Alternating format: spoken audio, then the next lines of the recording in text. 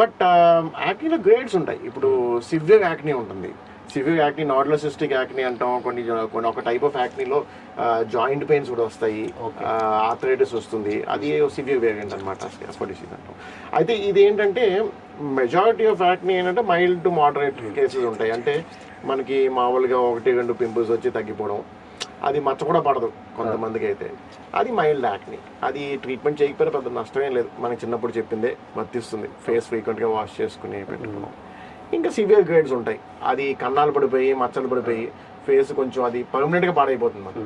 అలాంటి దానికి ఖచ్చితంగా ట్రీట్మెంట్ తీసుకోవాలి. అంటే ఇప్పుడు యాక్నీ వచ్చినప్పుడు మనకు ఎలా తెలుస్తుంది సివియర్ గ్రేడ్ అవుతుంది, నార్మల్ గ్రేడ్ అవుతుంది? అంటే మనం ఐడెంటిఫై చేయడానికి ఏమైనా స్పెసిఫిక్ సిమ్టమ్స్ ఏమైనా ఉంటుందా, మనం డాక్టర్కి కలవాలి అని? డెఫినెట్గా. సో చెప్పాం కదా, ఇప్పుడు కన్నాలు పడితే, ఓకే, పింపుల్స్ వల్ల మనకి కన్నాలు పడితే, అది తగ్గినప్పుడు కన్నం పడుతూ ఉంటే ఖచ్చితంగా you have to consult doctor, ఎందుకంటే that is an indication for tablets అనమాట. ఓకే.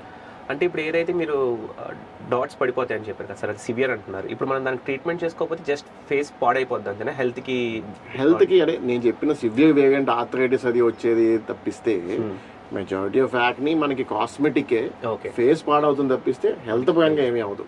సైకలాజికల్గా ఎఫెక్ట్ అవ్వచ్చు.